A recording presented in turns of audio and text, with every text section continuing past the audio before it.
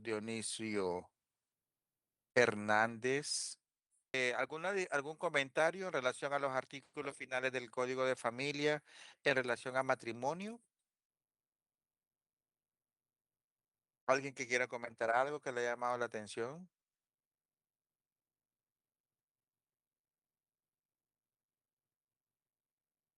¿Todo claro?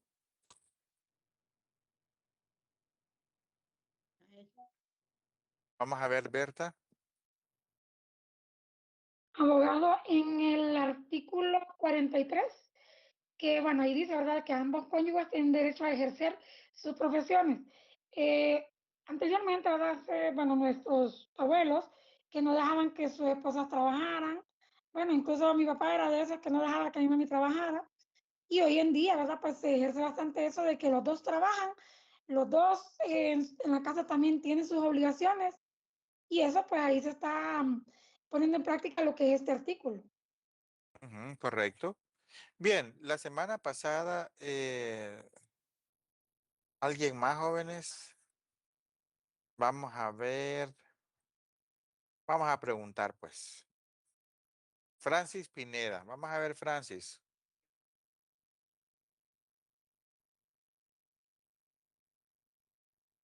La verdad que no leí los artículos, abogado. Ah, ok. Ángel Suazo. Ángel Suazo. No leí los Ángel artículos, abogado. Esdras Cuestas. Esdras Cuestas.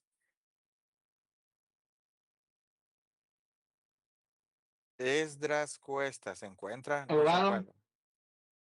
Ajá. eh, Cuéntenos. sí, los artículos de los artículos de 45 al 63 nos dice usted que nos dejó de la tarea de la primera unidad. Ajá. Vaya, pues, díganos de eso que aprendió. Tiene que prender la cámara, Esdras. Permítame, abogado, es que estoy configurando aquí, que vengo llegando del trabajo ahorita, abogado. Ujú. Entonces estoy cerrando acá la puerta. Bueno, entonces no puede, pues. Vamos a ver. Abogado, yo No, tengo una duda. Vamos a ver, no, Johnny dígame. Ariel. Permítame. Johnny Ok. Rivera. Johnny Rivera. Johnny Rivera. ¿Se encuentra? Johnny Ariel Rivera. ¿Se encuentra? Sí, abogado, aquí estoy. Disculpe que tenía problemas con el audio. Ajá. Permítame. ¿Cuál es la pregunta que me hizo? Disculpe. Bien, continuemos. Veamos. Marvin Joan Castro. Buenas tardes, abogado. Buenas tardes, abogado. La verdad que a mí el artículo que me llamó bastante la atención fue el artículo 63, ya que como dice, la unión termina por separación, muerte o matrimonio. O un ejemplo, si se separan si se separan, termina la unión de hecho. Nada más ese, abogado. Eso fue todo. Francia Aló. Hernández.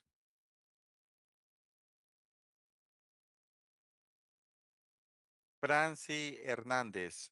Orellana.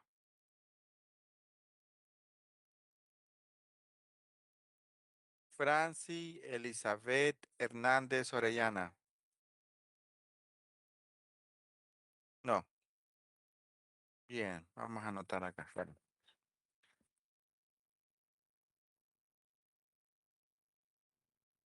Ok.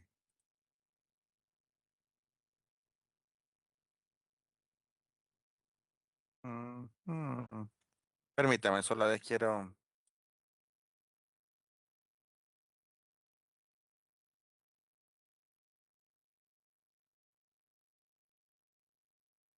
No sé cómo quitar a esos jóvenes que le pusieron eso de.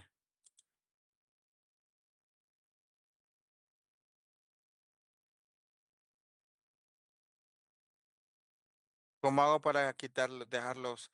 Es que me aparecen todos en la parte de arriba. En vistas, abogado. En vista, vista. cambiar en Vistas, vista. abogado. En la esquina superior creo que le sale abogado. Como ¿A dónde? en la parte superior, en la esquina derecha, creo que tiene que aparecerle uno como cuadritos, como ventana. Que eso hace Ajá. que cambie el estilo para verlo. En vista, orador, Tiene que darle no. en vista y en galerías para que le Ujú. salga todos los. A ver, ustedes, no me sale nada. Vistas. Espéreme, tamaño de la galería. Son como unos cuadritos. Sí, pero es que fíjense que no me da la opción, jóvenes. Y no sé dónde aquí lo voy a dar compartir. Bien, jóvenes, revisemos los artículos del Código de Familia que nos hacían falta la semana pasada. Si ustedes recuerdan, perdón, tenía un par de manos levantadas. Vamos a ver, Merlin. Hola, abogado. A mí me gustó bastante el artículo 44 porque menciona que la mujer tendrá siempre el derecho preferente sobre el sueldo, ¿verdad? El salario del esposo. Y yo siento de que aquí la ley protege bastante a la mujer y protege a los hijos, porque es usualmente, me imagino que lo hicieron también pensando de que en un país como Honduras, usualmente la mujer está en la casa. Quien siempre trabaja es en la mayoría de los casos, ¿verdad? Es Ujú. el esposo. Y aunque él tenga otro tipo de deudas, tenga, digamos, que él diga, voy a destinar ese dinero para otra, un proyecto, algo más, la ley siempre estipula que la esposa tiene prioridad sobre su salario para cuidar la parte de que siempre haya comida en su casa para pagar, digamos, la vivienda, ya sea de que están alquilando o están pagando un préstamo para medicamentos y educación de los hijos. Entonces me gusta este artículo porque le da ese derecho a la mujer sobre el salario del esposo. Merlin, pero el artículo hay que leerlo completo, porque ahí dice Sí, que se le da el derecho a la mujer, ¿verdad? En la parte que corresponde a alimentos, pero de igual derecho tiene el hombre en relación al salario y sueldo de la mujer, ¿verdad? Entonces, aquí estamos hablando siempre en igualdad de derechos y obligaciones, entonces vamos a mencionarlo completo, ¿verdad, Merlin? Que no solamente la sí, mujer tiene algún tipo de derecho preferencial. Así lo dice claramente la ley, que tiene derecho preferencial en salarios, sueldos y salarios, sino que también es recíproco para ambos. ¿Qué quiere decir esto? Que Merlin, la ley establece que Merlin va a tener un derecho preferencial al momento de solicitar una cuantía en concepto de alimentos, por ejemplo. Y ya lo vamos a ver cuando miremos el tema de alimentos en base a eso, y claramente así se establece. Pero ojo, lo mismo pasa para el hombre. El hombre también va a tener un derecho preferencial en relación al sueldo de la mujer. Entonces, si la esposa no trabaja, el hombre tiene que ser el proveedor, ¿verdad? Y lo mismo al revés. Si la mujer es la que trabaja y el hombre no, la mujer tiene que proveer lo necesario para el sustento de la familia. En el mismo, en igualdad de derechos y obligaciones. Gisela Cruz. Hola, buenas tardes, abogado. Disculpe la hoja, no enfermita. A mí me llamó principalmente la atención el artículo 55 en su numeral 2 cuando establece, ¿verdad? Que si hubiese separación, si hubiese escritura, dice, de separación de bienes, los adquiridos durante la unión de hechos se reputan a ambos, o sea que al final me llama la atención mucho porque en la separación de bienes dentro de la unión de hecho, ambos se llevan cada quien su 50%, ¿verdad? Asimismo, yo estuve leyendo más adelante y dentro del régimen económico, yo leí, ¿verdad? Esa parte. El artículo 64 también me llama la atención porque dice que el régimen económico del matrimonio se podrá regular por el sistema de comunidad de bienes, Ujú. sociedades gananciales, separación de bienes sin excluir en ninguno de ellos la formación del patrimonio familiar. O sea que también está relacionado. Como en la unión de hecho, al final ambos contrayentes tienen igualdad de derechos en cuanto a los bienes. Entonces, en ese sentido, estos artículos me llaman mucho la atención, abogado. Correcto. Bien, usted se adelantó bastante, ¿verdad? Para efecto del siguiente tema. Pero ya que lo menciona, vamos a hablar de que nuestra legislación contempla diferentes tipos de régimen económico. Los regímenes económicos se establecen a través de capitulaciones matrimoniales. Son tres los diferentes tipos de regímenes económicos que nuestra legislación contempla. Está el de separación de bienes, el de sociedad ganancial y el de comunidad de bienes, que ya los vamos a estudiar más adelante, tranquila, ¿verdad? Pero está bien, gracias. Heidi Enamorado. Hola, buenas tardes a todos. Bueno, a mí me llamó la atención el artículo 42 y 43. El 42 usted lo mencionaba de manera general ahorita, donde si un cónyuge, ambos cónyuges están obligados a cuidar a la familia, formar a los hijos, cuidar el tema económico, pero me gusta la parte final donde dice, no obstante, si alguno de ellos solo contribuye a una subsistencia con su trabajo y en el hogar, y en el cuidado de los hijos, el otro cónyuge deberá contribuir por sí solo a la expresada subsistencia. Entonces, sin perjuicio del deber que tiene cooperar a dicho trabajo y cuidado. Entonces, me gustó porque de alguna manera ponen igualdad de derecho, digamos, al que se queda cuidando a los hijos como al que sale fuera a trabajar. Entonces, eso me pareció bastante interesante en el artículo 42 y el artículo 43, donde habla sobre que tenemos derecho de ejercer profesiones u oficios, siempre y cuando nosotros logremos generar un equilibrio, en todo caso, para que la organización en la vida del hogar no sufra pues este impasse de estudiar o no, ¿verdad? Pero esto me gusta porque hace relación a que en tiempos antiguos, ¿verdad? La mujer no podía tener ciertos roles o se consideraba que no era, y ahorita basándose en esto, pues ambos tienen la igualdad de poder ejercer profesiones y superarse profesionalmente. Entonces fue muy Correcto. interesante, la verdad. Correcto. Miren que está contemplado en la ley, ¿verdad? No es que alguien se lo invente, no es que alguien es porque si quiere, no, la ley lo establece claramente y no solamente el hecho de tener que coordinarse para que la vida en el hogar resulte, sino que la ley contempla el derecho que tiene cualquiera de los dos cónyuges, no solamente uno, ¿verdad? Sino que cualquiera de los dos cónyuges a continuar especializándose, estudiando, ¿verdad? Siempre y cuando eso no afecte ni altere la vida en el hogar. Entonces, es importante que lo vayamos sabiendo que la ley contempla este extremo. Dania Adalis.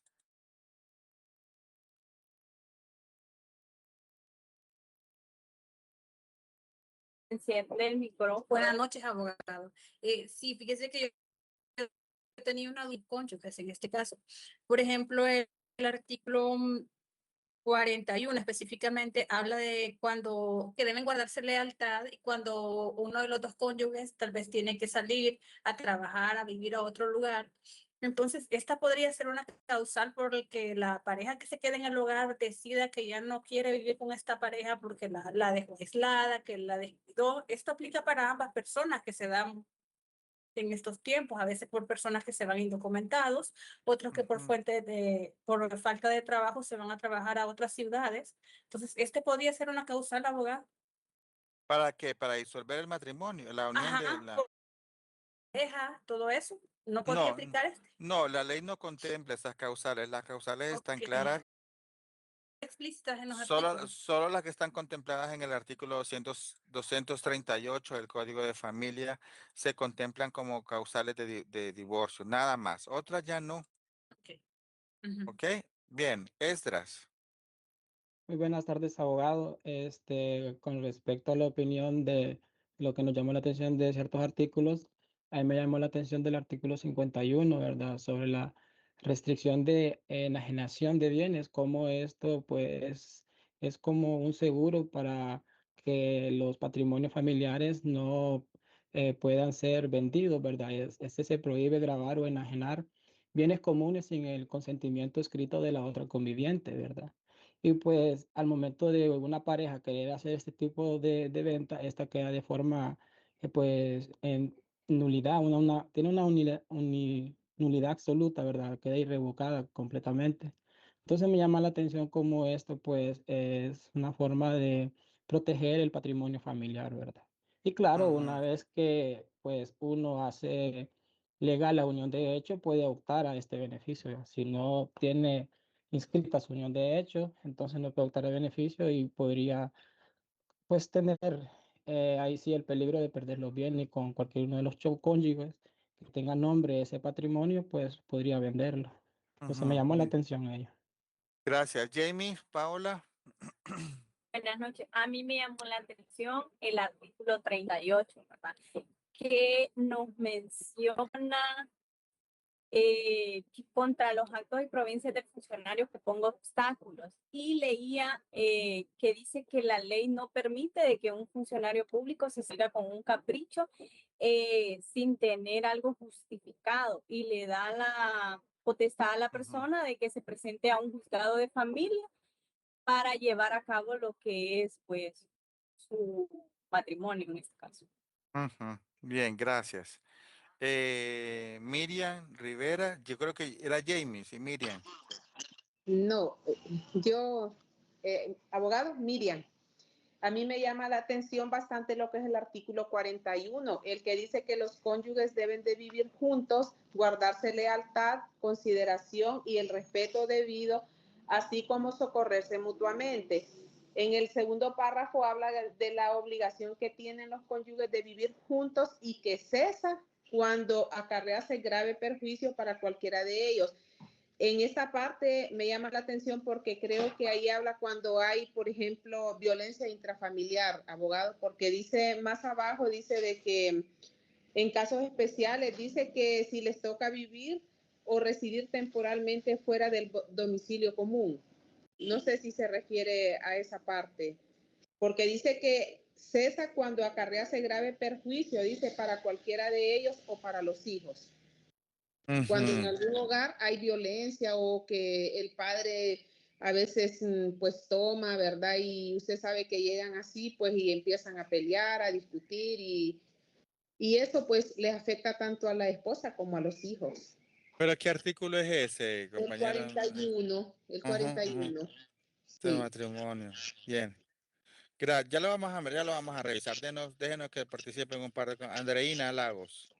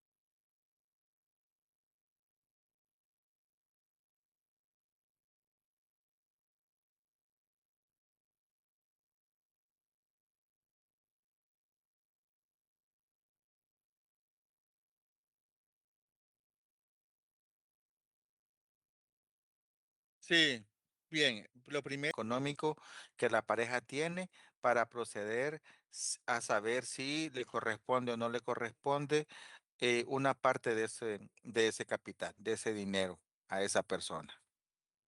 Entonces, no podríamos dar una respuesta tan a la ligera, decirle, sí, le corresponde la mitad, cuarta parte, ¿no? Aquí tendríamos que ver, como le menciono, el tipo de régimen económico, si han contraído matrimonio o no, cómo se obtuvo el bien, ¿verdad? Y el motivo de la venta del bien. También es importante saberlo. Bien, si usted averigua todo eso, nos vuelve a plantear el ejemplo para aprendizaje. Celeste Vázquez. Gracias, abogado. Fíjese que me pareció interesante el artículo 59, donde reza de que la unión de hecho puede terminar por mutuo acuerdo de los convivientes. Y también nos menciona o nos deja, pues, para el aprendizaje que se puede disolver por 3 vías. ¿Y cómo se llama? Por mutuo acuerdo, ¿verdad? De los convivientes, que esta sería la vía voluntaria, por matrimonio de uno de ellos con un tercero, que esta sería como la vía fáctica, y luego por sentencia judicial, pero no me queda claro, abogado, y es más una consulta sobre este artículo. Yo, si tengo declarado unión de hecho, me puedo casar con otra persona. Tiene que disolverla.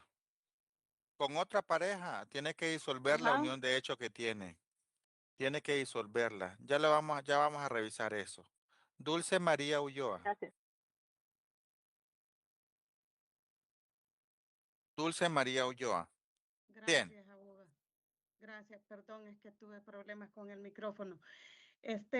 Sí, yo iba a hablar sobre otros artículos, pero de acuerdo a la tarea, usted nos preguntaba sobre la importancia social y estaba leyendo yo, o sea que de acuerdo a la importancia que tiene la unión de hecho, porque algunas parejas no quieren contraer matrimonio de forma de matrimonio civil.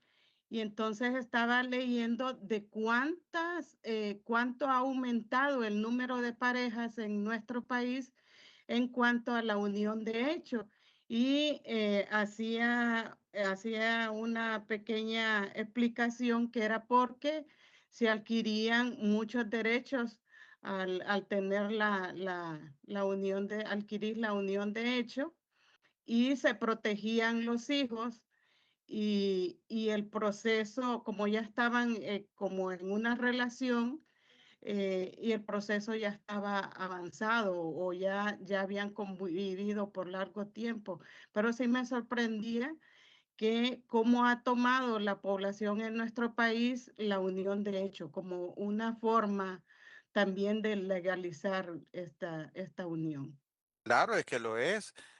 Recuerde que lo aprendimos que el Código de Familia así lo establece, que para efectos de constitución de la familia, la ley reconoce no solamente el matrimonio civil, sino que también vamos a hablar de la unión de hecho y la adopción. Entonces, ya lo vamos a revisar claramente. Eso lo mencionábamos anteriormente en el artículo 4 del Código de Familia.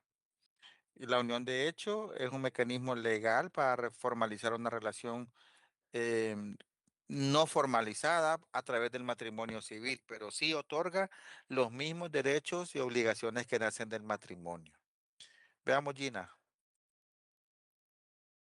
Sí, buenas tardes, compañeros y abogados. Bueno, en relación con la tarea que estábamos hablando de unión de hecho, pues yo estaba viendo la diferencia que tenemos con los artículos del matrimonio en el artículo 19 y en el 20, en el cual tenemos, ¿verdad?, quienes pueden contraer matrimonio. Y en la unión de hecho, pues no tenemos pues esas limitantes de quienes pueden tener unión de hecho, ¿verdad? Ahí pues no nos dice quiénes sí pueden unirse en unión de hecho y quiénes no. Y en el matrimonio pues sí tenemos, ¿verdad? Que los parientes por línea directa de ascendente o descendente, los hermanos, los demás parientes colaterales en el cuarto grado de consanguinidad, pues ahí nos dan, ¿verdad? Un listado de quienes no pueden contraer matrimonio.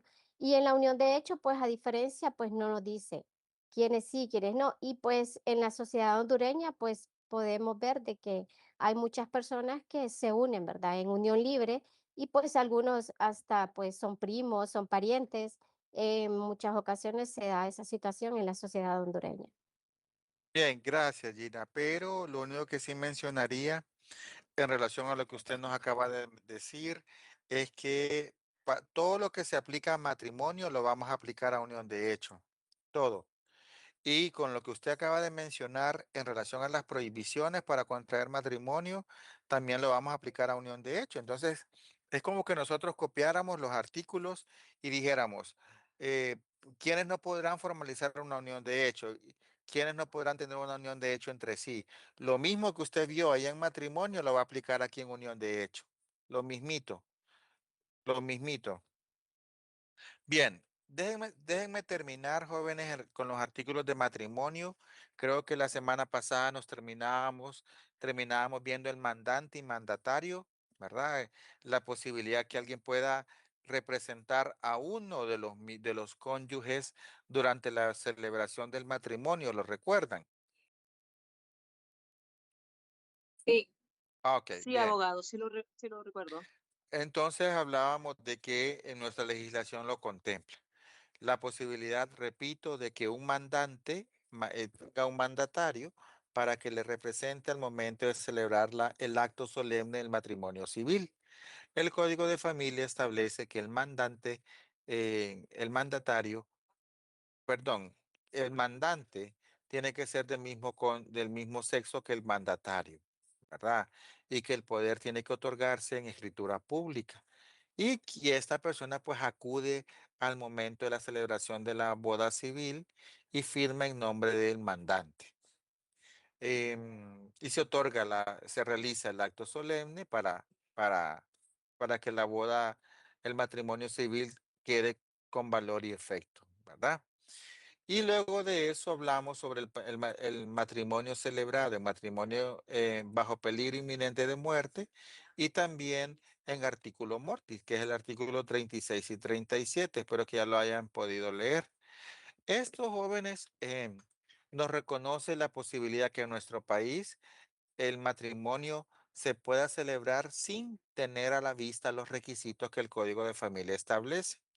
Si ustedes vieron por ahí, yo les compartí la página de la Alcaldía Municipal del Distrito Central. ¿Alguien la curiosió por ahí?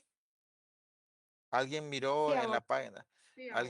Ahí hay una lista de requisitos que complementa los requisitos que el Código de Familia establece. Por favor, léanla. Léanla porque independientemente de la municipalidad donde ustedes trabajen o decidan trabajar, ustedes van a tener que trabajar con ese plan de arbitrio, ¿verdad? Ver qué otro requisito la alcaldía local o la alcaldía municipal ha establecido para la celebración del matrimonio. Entonces, ¿qué es lo que pasa con el artículo mortis o mortis causa o peligro inminente de muerte? Entonces, en nuestra legislación es posible. ¿Han escuchado ustedes en la Rosa de Guadalupe que el novio va a morir y que como última voluntad quiere que casarse con la que fue su novia? ¿Lo han escuchado ustedes? O que el novio va para la guerra en la primera fila, la primera línea, y como acto de última voluntad quiere casarse con la que fue su amada. Dígame, Gisela. En ese caso yo tengo un ejemplo. Eso pasó, mi tío, que en paz descanse, falleció, y la esposa, porque aún sigue viva, resulta que mi tío fallece y él no eran casados, él tenía seguros de vida y ella para poderlos reclamar justo hizo eso, fue y se casó, ya él, fallecido y, o sea, hizo ese justo la parte post-mortem y bueno, fue avalado por las hermanas, una tía mía tuvo que ir como testigo ante el juez para ella dar hecho de que ellos habían tenido una vida juntos y que tenían hijos y todo lo demás, y así fue como ella pudo reclamar lo que fueron los seguros de vida de él. Bien, pero lo que hizo ella, Gisela, no se llamaba matrimonio post-mortem. Esa figura en nuestro país no existe. Lo que ella realizó fue el reconocimiento de unión de hecho póstumo. Eso fue lo que Sí, realizó ella. eso, correcto, eso es En la nuestro palabra. país, para que no lo usemos nosotros, ¿verdad? Ahí en medios, en espacios populares, el matrimonio post-mortem no existe. Lo que sí hacen, y lo vamos a ver ahorita que miremos unión de hecho, es eso, ¿verdad? Reconocer tras el fallecimiento de uno de los cónyuges la relación, formalizarla, ¿verdad? A través de la unión de hecho póstuma. Bien, entonces les explicaba, jóvenes, que en nuestra legislación es posible que el matrimonio se celebre en caso de peligro inminente de muerte o en caso de artículo mortis. Entonces les planteaba el ejemplo de que la muchacha o el muchacho van para la guerra y como acto de última voluntad quieren contraer matrimonio. La ley permite que el matrimonio se celebre sin presentar los requisitos. La respuesta es sí, sí es posible, pero solamente en estas circunstancias. En peligro inminente de muerte, repito, y artículo mortis. La autorización se emite casi automáticamente y el matrimonio se celebra sin presentar los requisitos. Pero ojo, cuando el matrimonio se celebra bajo peligro inminente de muerte o en artículo mortis, el matrimonio contraído se celebra con carácter condicional. ¿Qué quiere decir esto? Quiere decir que para que quede firme se tiene que cumplir cualquiera de las dos requisitos que el Código de Familia establece. El primero es que en los próximos 30 días se presenten los requisitos que la ley establece o que en el plazo de entre esos 30 días la persona que estaba a peligro de muerte haya fallecido. En cualquiera de estos dos escenarios, el matrimonio adquiere el carácter de firme y se le otorgan los mismos derechos legales como que si hubiera sido casado por el procedimiento civil, matrimonio civil. Y lo mismo pasa con los jefes de los cuerpos militares, los capitán de los buques de guerra y los capitán de los mercantes, que establece la posibilidad de que en artículo mortis el matrimonio se celebre sin contar con los requisitos. Lo único que aquí, jóvenes, que como la gente anda en el barco, anda allá por los mares, océanos, etcétera, la gente tiene aquí, ya no tiene 30 días con la posibilidad de prorrogarlo a 60, una segunda prórroga de 30 días adicionales. Bien, entonces en el artículo 39 se menciona, para que ustedes la puedan leer, yo creo que a esta altura ya lo tuvieron que haber hecho, los requisitos que el Código de Familia establece para poder contraer matrimonio. A esto usted le suma los requisitos que el plan de arbitrio de de cada alcaldía municipal tiene para poder completar los requisitos que es necesario presentar al momento de celebrar el matrimonio. Y por último, mencionamos parte de los artículos jóvenes del 40 al 44 que tiene que ver con los derechos y deberes que nacen del matrimonio. Sus compañeros pues ya mencionaron varios, ¿verdad? Y aquí en el artículo 40 vuelve a mencionarnos que el matrimonio se constituye bajo la base de igualdad de derechos y deberes entre ambos cónyuges. ¿Por qué lo menciona? Yo siempre he pensado que lo deja ahí al inicio de de ese capítulo para que las partes que van a contraer matrimonio y a los que se van a separar también tengan claro que al momento de contraer matrimonio hay responsabilidad y que al momento de disolver el matrimonio también hay responsabilidad entre ambos cónyuges. Ya mencionaron que el artículo 41 hace referencia a que los cónyuges se deben voluntad y lealtad, consideración y respeto mutuo. Aquí hay mucho tema mitológico bueno, no es eso, sino que muchos aspectos meramente morales, religiosos, de respeto, confianza, amor, disciplina, etcétera. Un montón de cosas aquí que se establecen para que ustedes tengan claro que son parte de los artículos, el 40, 41 y 42, que usted va a tener que leer siempre y cuando lleve a cabo una boda por lo civil, ¿verdad? La ley así lo establece, que esos artículos se leen de memoria.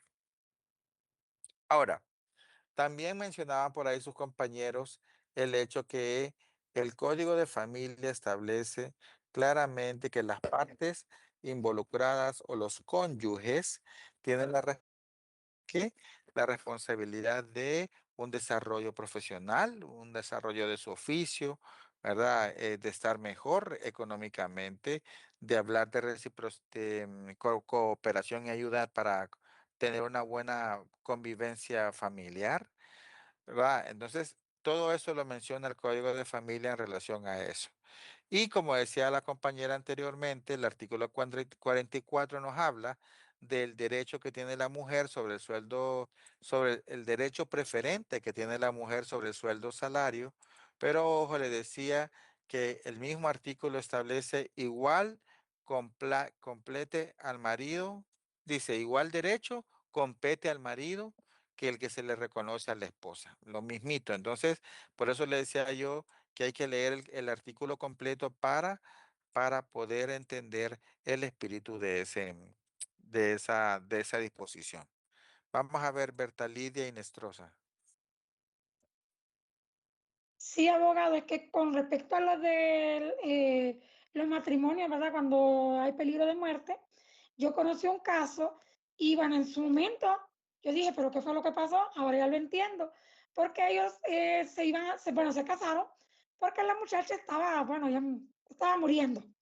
El detalle fue de que, bueno, la muchacha no murió, la muchacha pues vivió ellos con la alegría de que ella pues se curó y todo, no presentaron ninguno de los requisitos que establece la ley.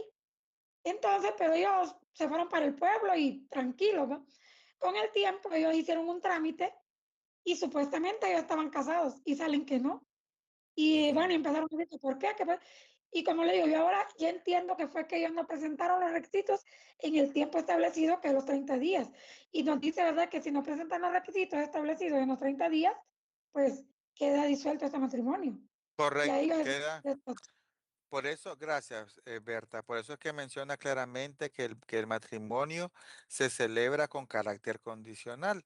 ¿Por qué? Porque si no se presentan los requisitos que la ley contempla, el matrimonio queda sin valor y efecto. Claramente lo establece.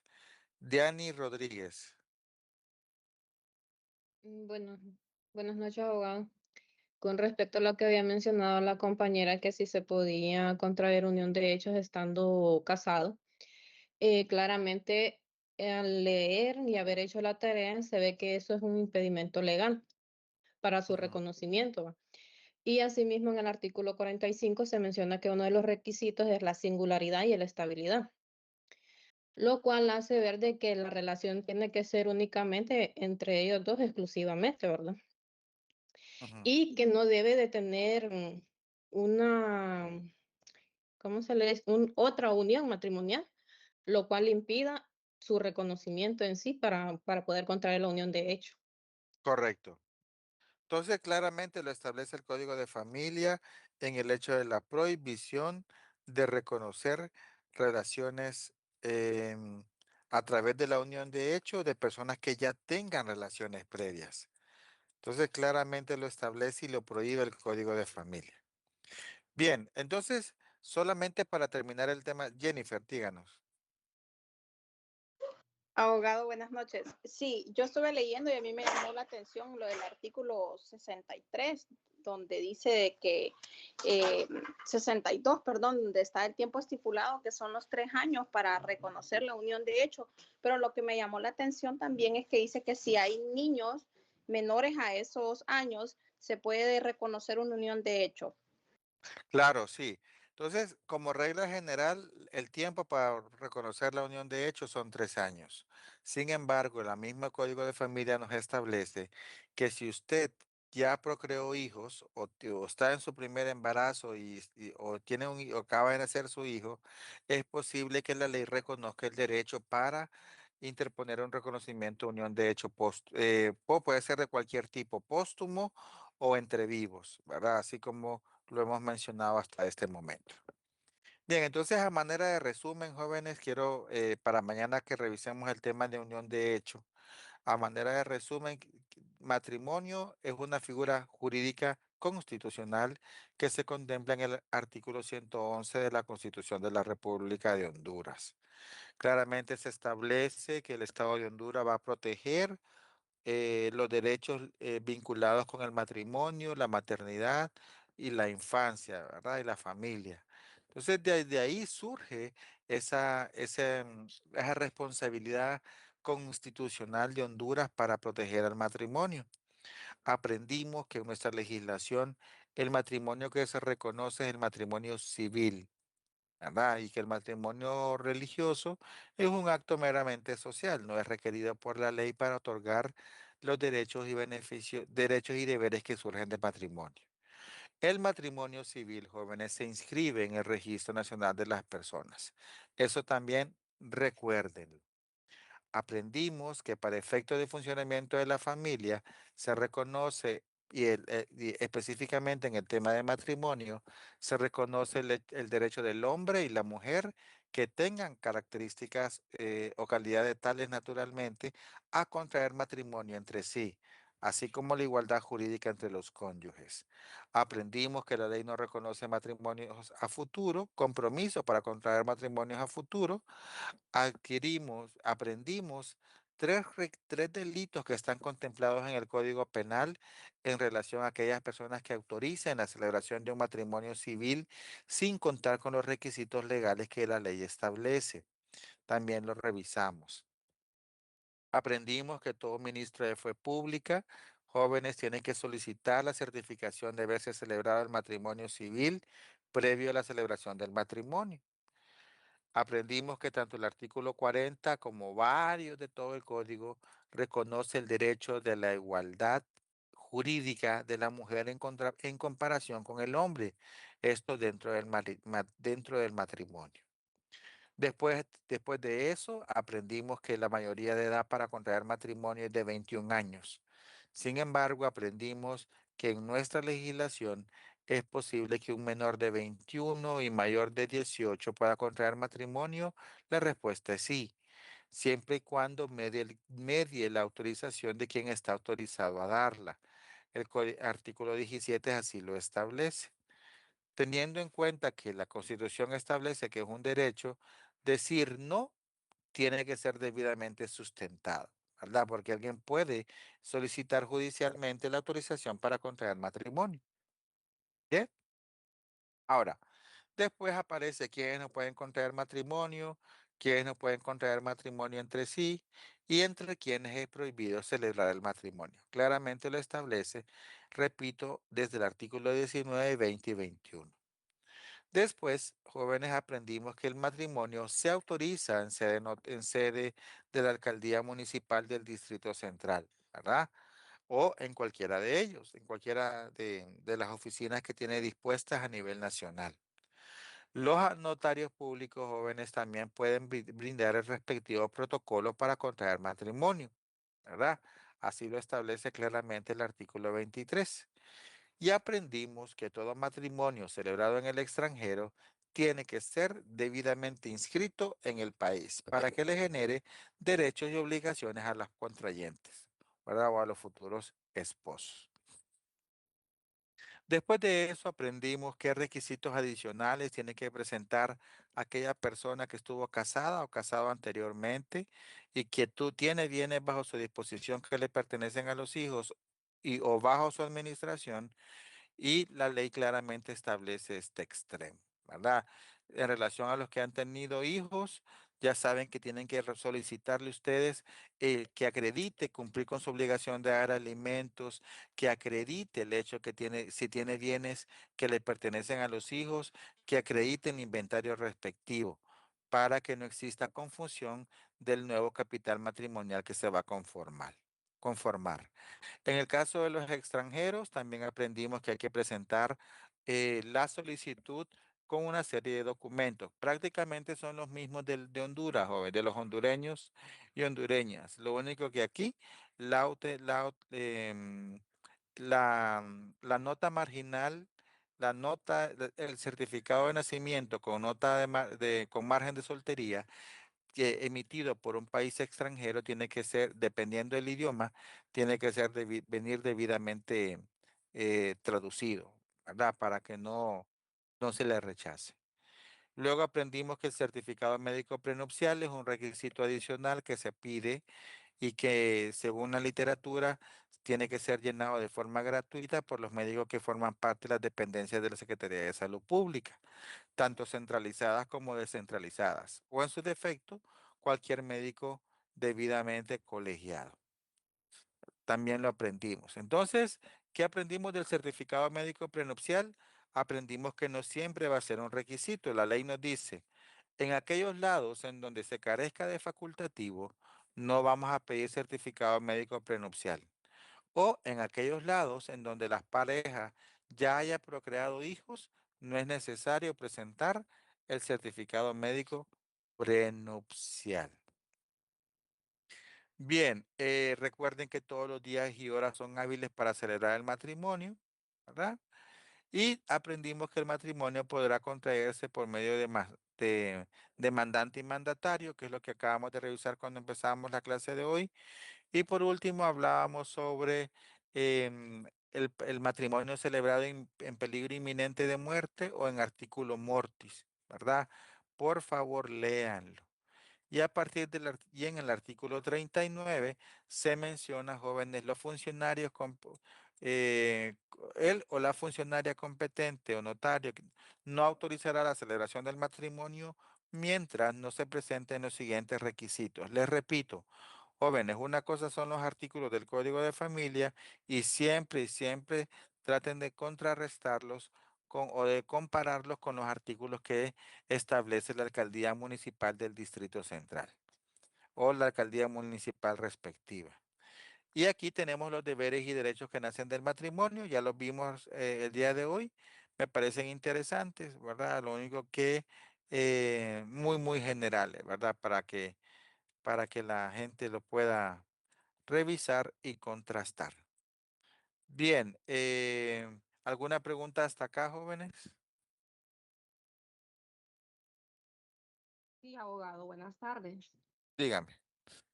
Bueno, la consulta que yo tengo no es específicamente sobre lo que ha estado discutiendo, sino que referente a lo que es la tarea, sobre todo la asignación número 3, lo de la solicitud de matrimonio, que prácticamente escuchando todo su resumen es lo que usted nos está pidiendo en la tarea.